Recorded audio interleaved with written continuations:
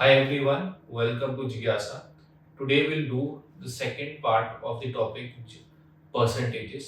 अब देखो पहले पार्ट में हमने क्या सीखा था, सिर्फ कॉन्सेप्ट्स और बेसिक्स सीखे थे.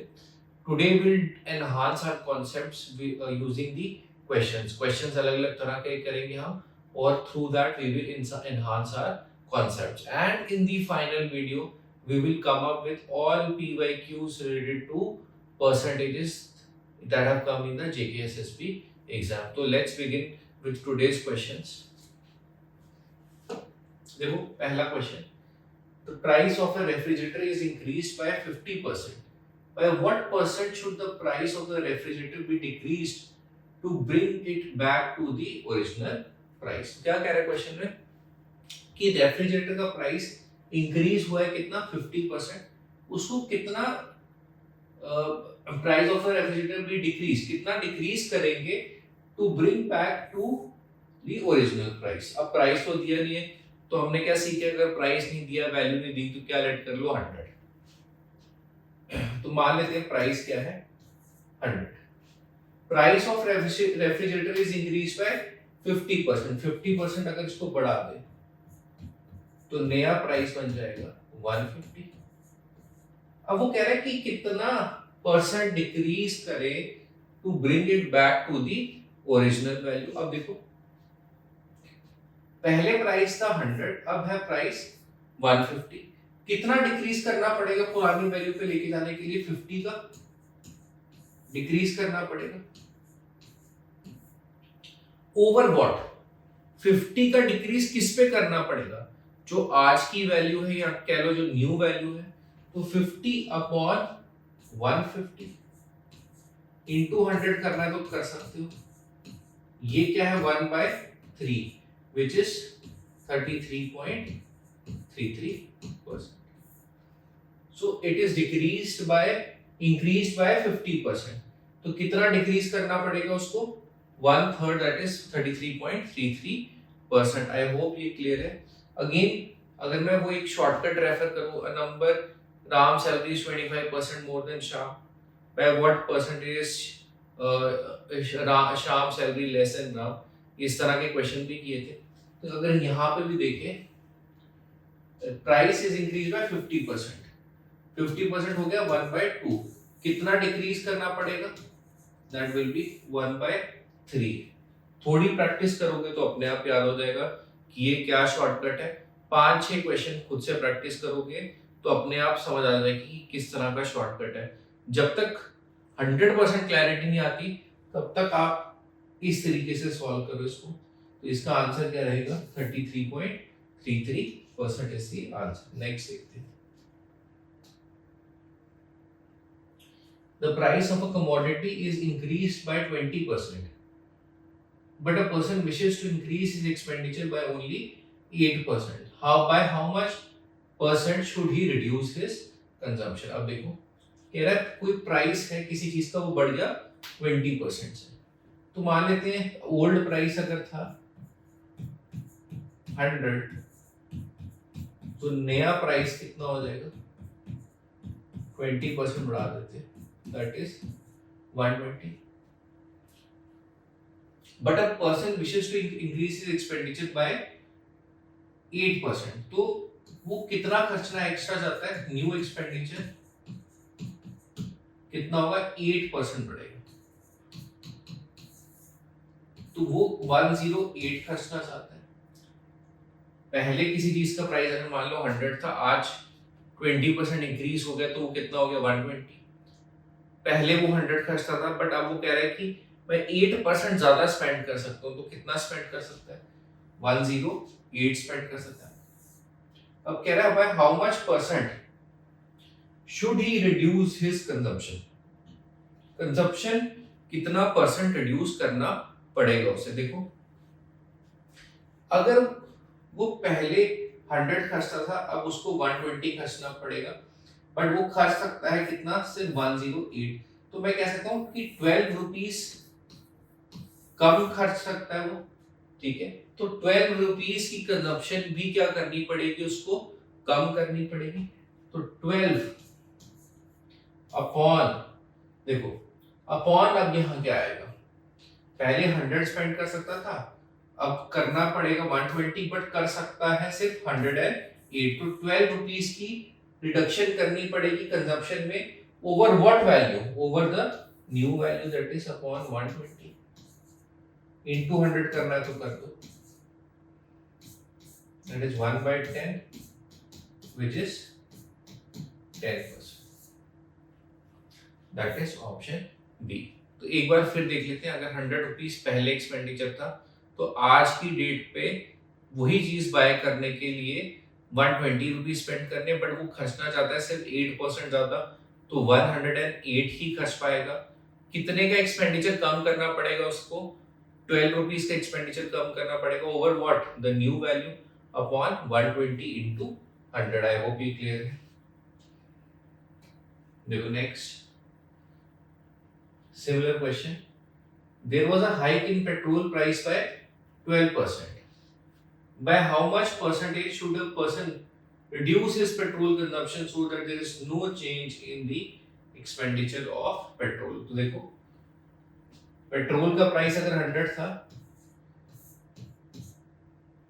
हाइक कितना हो गया 12%, तो कितना हो गया 112। अब कह रहा है how much percentage should a person reduce decrease his petrol consumption so that there is no change in expenditure of petrol. तो अब वो अपना खर्चा नहीं बढ़ाना चाहता, वो आज भी कितना स्पेंड करना चाहता है, 100 रुपीज ही स्पेंड करना चाहता है। तो कितना रिडक्शन करना पड़ेगा उसको, 12 रुपीज का, upon over what value, the new value, into 100। 6 by 56, 3 by 28, so this becomes 50 by 14, 25 by 7, so this becomes 75 by 7, this will be 10 point something, 10 point something, एक ही value दी है, that is 10.7% is the answer, that is option C। तो I hope इस type के question clear है कि expenditure बढ़ गया है, कि प्राइस बढ़ चुका है, एक्सपेंडिचर नहीं बढ़ाना, ये वो वाला केस हो गया। एक केस हमने इससे पहले किया कि प्राइस बढ़ चुका है बट एक्सपेंडिचर एक पार्शियल अमाउंट में बढ़ाना है, तो वैसे केसेस में कितनी कंजम्पशन रिड्यूस करनी पड़ेगी। तो I hope that this part is clear. देखो next, if the price of an article is increased by 25% and then the new price is decreased by 20% and then further increased by 10%, what is the net change in the price? अब यहाँ पे तीन values हैं, जो हमने last video में किया उसमें दो ही वैल्यूज थी, तो अब इसको भी देखते हैं। पहले जो है वो इंक्रीज है कितना, 25%, तो ये वैल्यू बन जाएगी कितनी, 125। फिर डिक्रीज है 20% का, 20% क्या होता है 1/5, 1/5 इसका होगा 25, तो 25 माइनस करोगे तो क्या हो जाएगी वैल्यू 100। फिर से बढ़ाना है कितना, 10%, तो कितनी होगी वैल्यू 110। तो 100 से वैल्यू कहां तक पहुंची, 110, तो क्या होगा इसका answer 10% increase, that is option B. अब अगर इनको फॉर्मूला यूज करना है तो मैं कैसे कर सकता हूं, देखो a प्लस बी 25 इंक्रीज है, -20 डिक्रीज है, a plus B plus A B upon 100,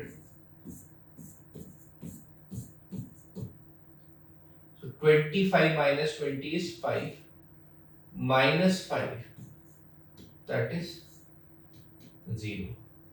यहां तक हो गया। अब 0 को क्लब करेंगे किसके साथ, 10 के साथ, तो 0 plus 10 plus 0 into 10 upon 100 which is nothing but 10, that is option B only। तो अगर आपको फॉर्मूला यूज करना है तो तो पहले दो वैल्यूज लो, उनका आंसर निकालो और तीसरी के साथ क्लब कर लो। That is the way you can do it using the formula जो हमने पढ़ा था। और यू कैन डायरेक्टली डू कि 100 पे पहले 25% बढ़ाया तो 125 हो गया, फिर 20% घटाया तो 100 हो गया, फिर 10% बढ़ाया तो 110 हो गया। तो I hope that this part is clear. Two numbers x and y are respectively 20% and 28% less than the third number z. अब कंपैरिजन किसके साथ है? z के साथ। तो मैं सबसे पहले लेट करूंगा z, क्या 100, सबसे इजी तरीका। x की वैल्यू 20% कम है तो x इससे 20% कम होगा, कितना होगा 80। y की वैल्यू इससे 28% लेस है, किससे? z से। 28% लेस है तो ये 28 माइनस कर दो, कितना होगा 72। By what percentage is the number y less than that of the number x? y x से कितना छोटा है? अब देखो इन दोनों को कंपेयर करना है। y कितना छोटा है इससे? 8। कंपेयर किससे कर रहे हैं? x के साथ। जिसके साथ कंपैरिजन होगा वो कहां आएगा? डिनोमिनेटर में। Divided by 80 into 100, that is 10%। तो x और y किससे छोटे थे? z से। z को हमने ले लिया 100, x था 20% छोटा तो हमने उसको 80 ले लिया, y था 28% तो हमने उसको 72 ले लिया। अब पूछ रहा है x y से कितना छोटा है? by what percentage is the sorry y x से कितना छोटा है? by what percentage is the number y less than the number x? y x से कितना छोटा है? that will be y कितना छोटा है? 8 छोटा है। अपॉन कंपैरिजन किसके साथ है? x के साथ 80 into 100, that is option C is the answer। I hope ये भी क्लियर है।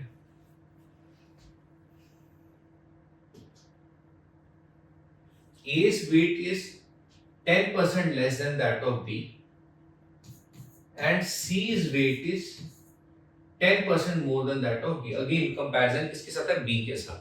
तो पहले B को लेट करते 100। A का वेट 10% लेस है B से, तो A कितना होगा 90। और C का वेट 10% मोर है B से, तो वो होगा 110। By what percent is A's weight less than that of C? A का वेट C से कितना कम है? अब देखो A का C से कितना कम है? 20 कम है। कंपैरिजन किसके साथ हो रहा है? C के साथ। So 20 upon A's weight less than that of C, comparison is C, तो upon 110 into 100 करना तो कर सकते हो। 1 by 11 is 9.09, 2 by 11 is 18.18, तो एक ही ऑप्शन है 18, 2 by 11 into 100 करना तो कर सकते हो। So this is 1 by 11 is 9.09, 18.18% और 18 2 by 11%, that is option B। तो सिंपल है क्वेश्चन। A और C दोनों का कंपैरिजन किसके साथ था? B से, तो B को हमने 100 लेट कर लिया, A को 10% कम ले लिया और C को 10% हमने ज्यादा ले लिया B से, ठीक है। और उसके बाद कंपैरिजन कर दिया। आई होप ये क्लियर है। देखो नेक्स्ट टाइप का क्वेश्चन क्या है। In a test, a candidate attempted only 10 questions and secured 50% marks in each of the questions। अब देखो क्या कह रहा है, 10 क्वेश्चन अटेम्प्ट किए और सब में 50% मार्क्स है। तो क्या मैं कह सकता हूँ कि 10 क्वेश्चन जो अटेम्प्ट किए, अगर 50% मार्क्स है तो सारे के सारे आधे करेक्ट थे, तभी 50% क्या हो गया? हाफ। तो मैं कह सकता हूँ कि 10 क्वेश्चंस जो उसने अटेम्प्ट किए वो क्या थे? 50% करेक्ट। 50% means half correct.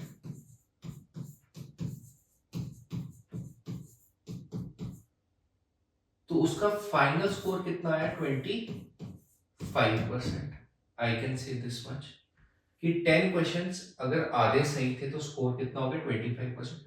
अब देखो अगर ये स्टूडेंट, हम अपने आप को कंसिडर करें कि हम ही वो स्टूडेंट है, तो हम ये भी सोचेंगे घर पे आके कि अगर यही 10 क्वेश्चन हाफ करेक्ट की जगह फुली करेक्ट हो जाते, यही 10 क्वेश्चन हम अच्छे से कर देते, तो हमारा स्कोर क्या हो जाता? डबल।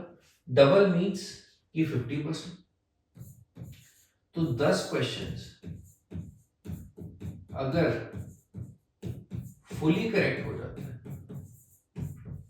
तो ये स्कोर कितना हो जाता? 50%। तो 10 क्वेश्चन पे अगर 50% स्कोर तो कितने क्वेश्चंस पे 100% स्कोर होगा? एक्स कंसिडर कर सकते हो, then you can do cross multiply. But यहां सामने दिख रहा है कि 50% पे अगर 10 क्वेश्चन है तो 100% पे कितना होगा? 20 क्वेश्चन होना चाहिए। तो x को जब सॉल्व करोगे आपकी वैल्यू क्या आएगी? 20। That is option D will be the answer. I hope ये क्लियर है। इजी क्वेश्चन है कि 10 क्वेश्चन पे अगर 50% आता है तो कितने क्वेश्चंस पे 100% आएगा? That will be 20 is the answer. Next देखते हैं सिमिलर टाइप का क्वेश्चन। आई विल सजेस्ट कि एक बार इसको पॉज करके खुद सॉल्व करो। In a test, a candidate attempted only 8 questions and secured 50% marks in each of the questions. Same type of question. 8 questions, वो सारे के सारे हाफ करेक्ट।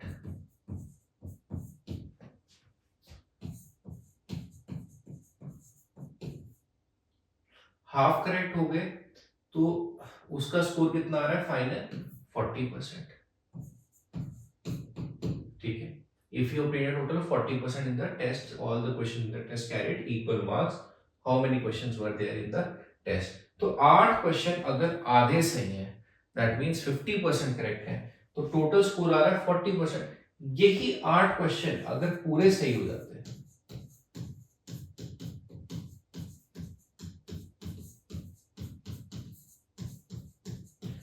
तो स्कोर हो जाता कितना? Double, that is 80%।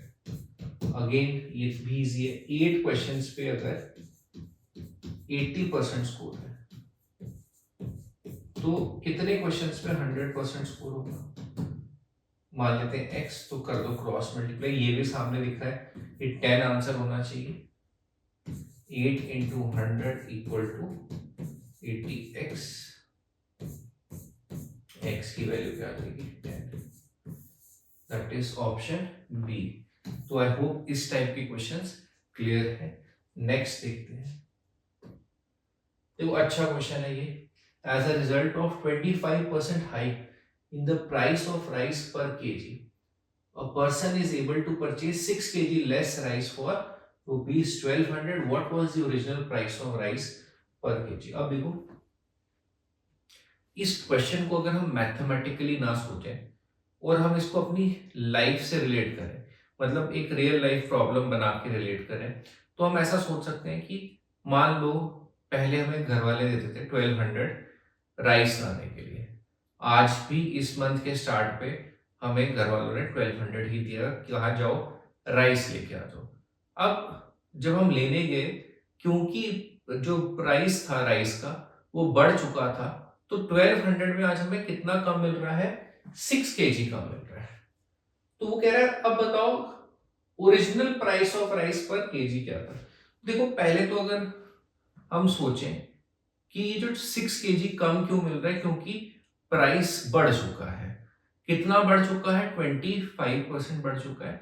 तो क्या मैं कह सकता हूं कि आज की डेट पे मुझे ये 6 केजी अगर चाहिए तो मुझे 25% पैसे ज्यादा खर्चने पड़ेंगे जितने में मैं खर्च रहा था पहले से। तो पहले अगर मैं 1200 खर्च रहा था तो मुझे आज की डेट में 25% और एक्स्ट्रा खर्चना पड़ेगा। तो 25% ऑफ 1200 कितना है? That is 1/4 of 1200। वो क्या होगा? 300। तो अगर मैं 300 खर्च करूंगा तो मुझे ये 6 केजी भी मिल जाएगा। तो मैं कह सकता हूं 6 केजी का प्राइस क्या है? 300। तो 1 केजी का, तो देखो कह सकते हैं 6 केजी का प्राइस क्या है? 300। आज की डेट में 1 केजी का प्राइस क्या है? 300/6, दैट इज 50। ये क्या है? आज की डेट का प्राइस। हमें पूछा है क्या? Original price. अब देखो हमने ऐसे क्वेश्चंस किए थे, number after increasing by 20% become 600 और 720 फाइंड द ओरिजिनल नंबर। वैसे ही मैं कह सकता हूं कि जो 50 प्राइस है ये 25% बढ़ने के बाद आया है, तो ओरिजिनल प्राइस मेरा कितना होगा देखो, क्योंकि ये 50 रुपीज जो प्राइस है ये 25% बढ़ने के बाद आए हैं, तो डिवाइडेड बाय 125 मुझे 1% की वैल्यू मिलेगी, इनटू 100 कर दूं तो पुराना प्राइस मिल जाएगा, that is 40। That is option B will be the answer. I hope ये क्लियर है। नेक्स्ट देखते हैं, नेक्स्ट टाइप का क्वेश्चन देखते हैं। A student has to get 50% marks to pass in an examination. Suppose he gets 40 marks and fails by 20 marks. Then what are the maximum marks in the examination? अब देखो, इसको एक line से बना के समझते हैं। ये मिनिमम है और ये मैक्सिमम है, और 50% पासिंग है, तो ये पास है 50%। कितने मार्क्स आ रहे हैं? गेट्स 40 मार्क्स, तो उसके मार्क्स कितने आ रहे हैं, यहां से कंसीडर कर लेते हैं 40 marks. And he fails by 20 marks, passing के लिए और कितना चाहिए? 20 मार्क्स। तो देखो, अगर मैं देखूं ये पासिंग की अगर लाइन है, ये परसेंटेज में किसके बराबर है? 50% के। और ये नंबर्स में किसके बराबर है? 40 यहां तक और 20 और, तो आई कैन से 40 प्लस 20, ये 50% किसके इक्विवेलेंट है? 40 प्लस 20 दैट इज 60 मार्क्स। तो I can say 50% is equivalent to 60 marks. पूछा है क्वेश्चन में क्या? What are the maximum marks in the examination? Maximum marks क्या होते हैं?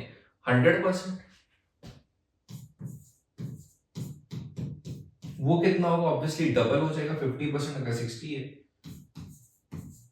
That will be 120 marks. नहीं बचा ले तो क्रॉस मल्टीप्लाई कर दो, बट हाँ, थोड़ी सी प्रैक्टिस करोगे तो अपने आप समझ आ जाएगा कि 50% अगर 60 मार्क्स के बराबर है तो 100% कितने मार्क्स के बराबर होगा? दैट इज डबल, तो 120 marks. That is option B is the answer. I hope ये क्लियर है।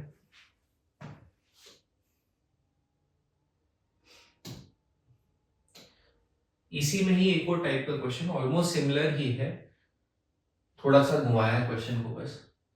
A boy gets 38% of the maximum marks and fails by 16 marks. अब वही लाइन बना के देखते हैं, ये मिनिमम और ये मैक्सिमम, एक के आ रहे हैं 38% एंड फेल्स बाय कितना? 16 मार्क्स। तो ये मान लेते हैं अगर पासिंग की लाइन है,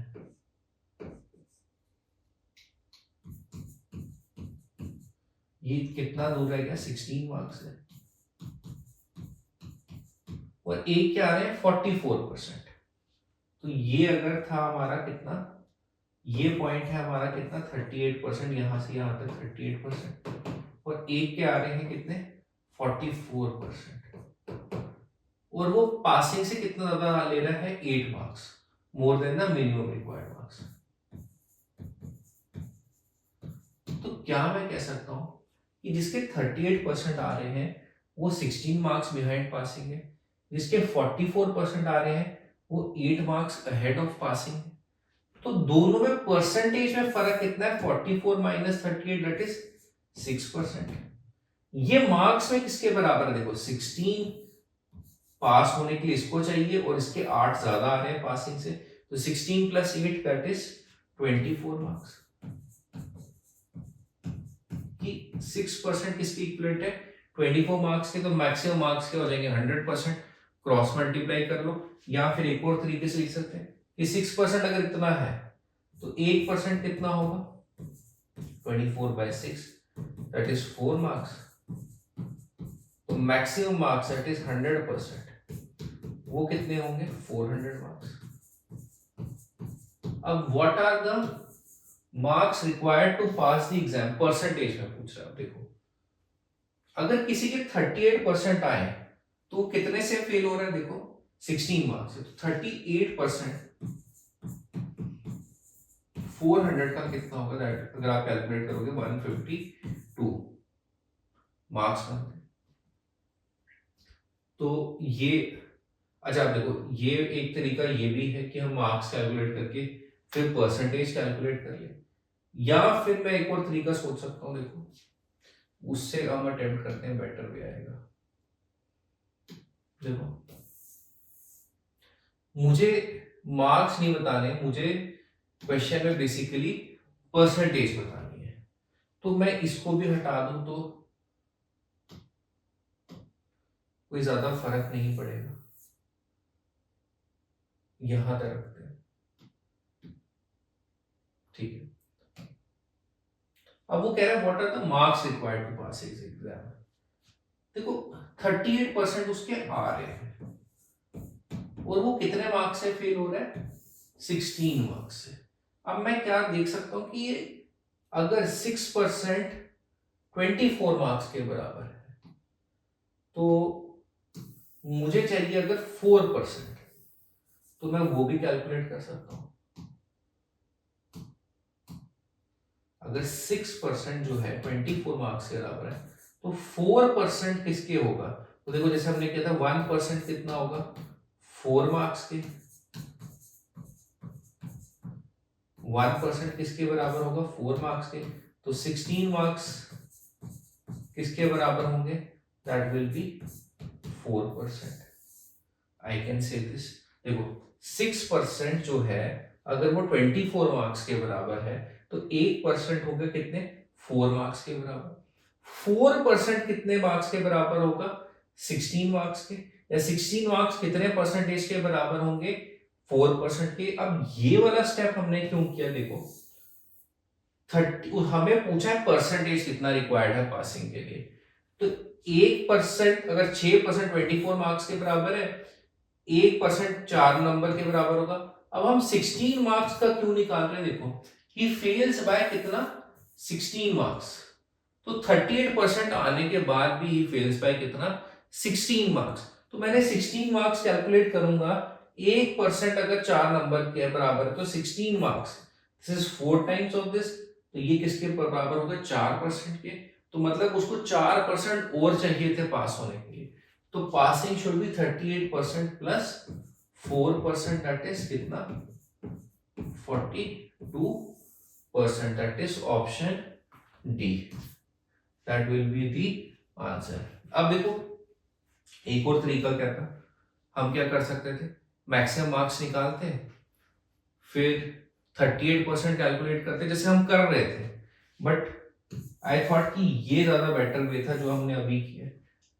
38% निकालते 400 का, जैसे हम कर रहे थे, 152 आता, उसमें 16 और डालते हैं, 168 आता, तो 168 कैलकुलेट कर लेते, कितना परसेंटेज है 400 का, वो आता 42। तो वैसे भी कर सकते थे जैसे हमने इनिशियली अप्रोच किया था, बट आई थॉट कि ये ज्यादा बेटर अप्रोच है, तो इधर वे यू कैन डू इट, जैसे आपका दिमाग क्लिक करे। आई होप ये भी क्लियर है। देखो next, a candidate, two candidates X and Y contested an election. X got 56% of the votes, तो देखो and won by 14404। आगे पढ़ने से पहले, अगर X को कितने मिले हैं, 56% of the votes and won by 1440 votes, what is the total number of votes cast in the election। तो अगर देखो मैं कह सकता हूं, अगर X को 56% पड़े और दो ही कंटेस्टेंट थे, तो y को कितने पड़े होने चाहिए, 100 माइनस 56, दैट इज 44%, उसको इतने वोट्स पड़े होने चाहिए। अब दोनों में वोटिंग में फर्क कितने परसेंट का है, मैं कह सकता हूं 12% का फर्क है वोटिंग। ये 12% का फर्क वोट्स में किसके बराबर, देखो अगर एक को 56% मिला तो दूसरे को 44 मिला होगा, ऑब्वियसली बात, तो परसेंटेज में फर्क है 12% का। ये 12% का फर्क वोट्स में किसके बराबर है, 1440 वोट्स। अब हमें बताना है total number of votes cast in the election. अगर 12% इतना है तो 1% कितना होगा? तो देखो दो तरीके, या तो यूनिटरी लगा लो या सीधा 100% कितना होगा क्रॉस मल्टीप्लाई कर लो। तो 1% अगर हम करें 1440 upon 12,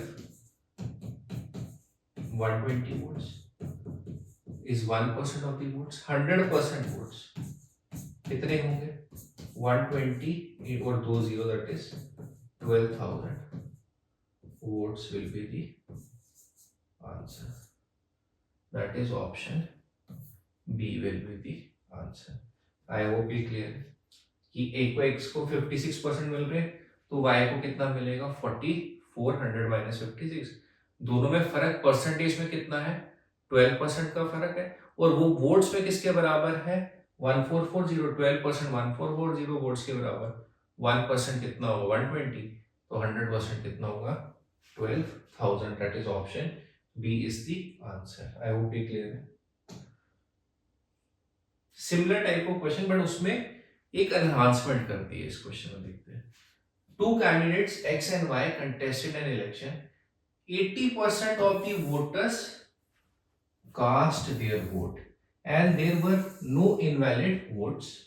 There was no nota, none of the above option. X got 56% of the votes cast and won by 1440 votes. What is the total number of voters in the voter list? पहले question में था number of votes cast in the election, यहां पूछ रहा है voter कितने थे voter list. अब देखो दोनों में अलग अलग चीजें पूछ रहा है और इस केस में क्या कह रहा है कि 80%, एक और पॉइंट अलग है, 80% of the voters cast their vote, ये भी अलग पॉइंट है। पर पहले हम वैसे ही करेंगे जैसे हमने पिछले क्वेश्चन में अप्रोच किया कि x के अगर 56% आए तो y के कितने होने चाहिए? 44%। फर्क कितना है? 12%। ये 12% का फर्क वोट्स में 1440 वोट्स के बराबर है। तो 100% वोट्स कितने निकाले थे हमने? 12,000। अब देखो उसने आगे क्या दिया है? 80% of the voters cast their vote. अब अगर आप देखोगे जब भी इलेक्शंस होती हैं तो एक लिस्ट निकलती है, फिर उसमें आता है कि वोटर टर्नआउट कितना है, Jammu north, Jammu south, Jammu east, Jammu west, Srinagar, इस तरह से हर एक का वोटर टर्नआउट मिलता है कि 60%, 40%, 50%, 75% या 80%। तो यह वहां वैसे यहाँ पे टोटल वोट तो 12,000 ही पड़ा, बट कितने लोग वोट देने आए ये कह रहा है कि सिर्फ 80% of the voters cast their vote, मतलब सिर्फ 80% लोग ही वोट देने के लिए आए। जब 80% लोग वोट देने के लिए आए और वो पूछ रहा है कि लोगों कितने लोगों का नाम था वोटर लिस्ट में, ठीक है, कितने लोगों का नाम था वोटर लिस्ट में, अगर वोट देने कितने लोग आए? सिर्फ 80%। तो जितने भी वोट्स पड़े टोटल कितने पड़े? 12,000 वोट्स पड़े। ये किसके बराबर है? 80% लोगों के जिनका नाम था वोटर लिस्ट में। तो मैं कह सकता हूं कि 80% लोग जो वोटर लिस्ट में थे वो वोट देने आए। तो 100% लोग कितने होंगे? क्योंकि 80% लोग किसके बराबर हैं? 12,000 के, जो हमने निकाला है।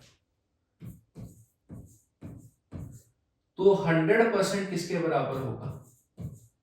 मान लेते हैं x क्रॉस मल्टीप्लाई, या फिर सीधा 12,000 डिवाइडेड बाय 80 इंटू 100 भी कर सकते थे, या फिर 12,000 डिवाइडेड बाय 80 इंटू 100।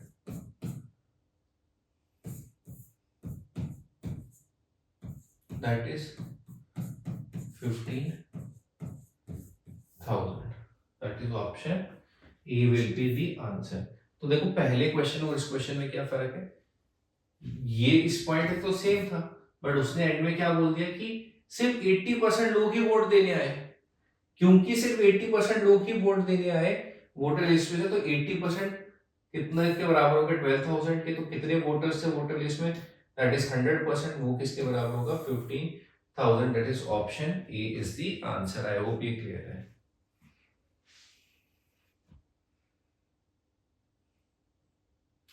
देखो नेक्स्ट टाइप का question, out of the shirts produced in a factory 15% are defective while 20% are sold in the domestic market. तो डिफेक्टिव कितनी है 15%, डोमेस्टिक मार्केट में कितनी सोल्ड होती है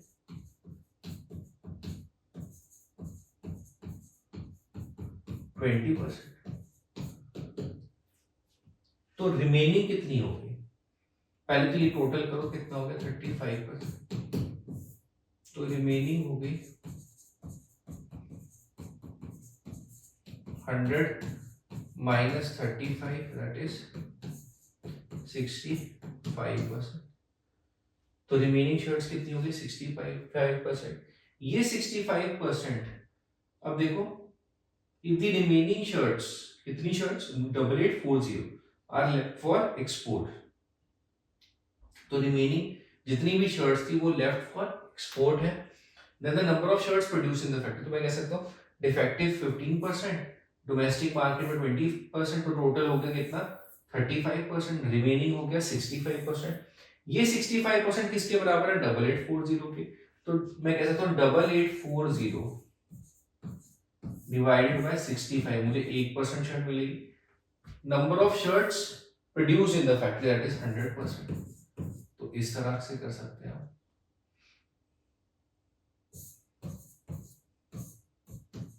सो 13 6 78 10480 68 136 00 is the total number of shirts produced in the factory। और आप ऐसे भी कर सकते थे इसको कि 65% जो है वो किसके बराबर है 8840 के, तो 100% किसके बराबर होगा x क्रॉस मल्टीप्लाई, तब भी ये आंसर आ जाता। तो आई होप ये क्लियर है। 15% defective, 20% sold in domestic market, remaining 8840 किसके बराबर हो गया 65% के, तो डिवाइडेड बाय 65 into 100 करके हमें आंसर मिल जाएगा, that is option A. I hope that this part is clear. देखो नेक्स्ट सेम क्वेश्चन है ऑलमोस्ट, बट थोड़ा सा ट्विस्ट है। Out of the shirts produced in a factory 15% are defective while 20% of the rest. अब यहां और पिछले question में एक वर्ड एक्स्ट्रा है, रेस्ट वर्ड यूज किया, are sold in the domestic market if the remaining 8840 shirts are left for export then the number of shirts produced in the factories। अब देखो डिफेक्टिव कितनी है 15%, वेल तो remaining कितनी हो गई या रेस्ट कितनी होगी, that will be 100 minus 15%, that is 85%। अब क्या कह रहा है 20% ऑफ द रेस्ट जो बच गई, पहले क्वेश्चन में क्या था 20% टोटल का, यहां पे डिफेक्टिव निकालने के बाद जो 20 जो बच गया उसका 20%, सो 20% ऑफ बेसिकली 85% मैं कह सकता हूं। तो इसका 10% कितना होगा 8.5, 20% will be double that is 17। तो ये रेस्ट कितनी है, rest 20% of the rest are sold in the domestic market, ये क्या है डोमेस्टिक मार्केट में, ठीक है। एंड रिमेनिंग देखो कितनी हो जाएगी, रिमेनिंग कितनी हो जाएगी that is 85 minus 17, that is कितना 68%। तो रिमेनिंग कितनी हो गई 8840। अब देखो पहले क्वेश्चन में क्या था, डिफेक्टिव थी 15% और डोमेस्टिक मार्केट में 20% था टोटल का। यहां पे डोमेस्टिक मार्केट में 20% है जो बच गया of the rest, that is 17%। तो बाकी एंड में कितना रह गया 68%। ये 60, अब वहां था 65% इक्वल टू 8840, यहां क्या होगा 68%। Is equal to 8840। तो 100% किसके बराबर होगा? तो 8840 divided by 68 into 100. So this is 25. This is 17. And then this will be 17 5s 85 2s. This will be 17 5s 34 हो जाएगा 5 2 and 520 into 25 करेंगे तो this will become 10400 plus इसका half is 260, sorry 2600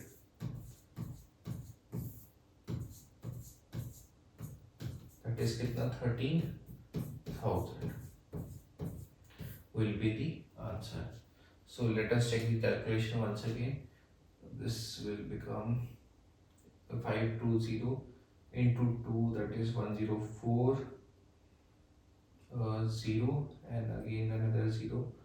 So this will become 520 into 5, that is half of the 2600. So this is 13,000. तो ये correct है एकदम। तो यहाँ पे और पिछले क्वेश्चन में देखो फर्क क्या था। पिछले क्वेश्चन में 20% टोटल का था, यहाँ 20% ऑफ द रेस्ट है, जिसके कारण डोमेस्टिक मार्केट का शेयर कितना आ गया टोटल में से 17%। तो number of shirts produce in the factories total कितना 13,000, that is option B is the answer. I hope कि ये पार्ट क्लियर है।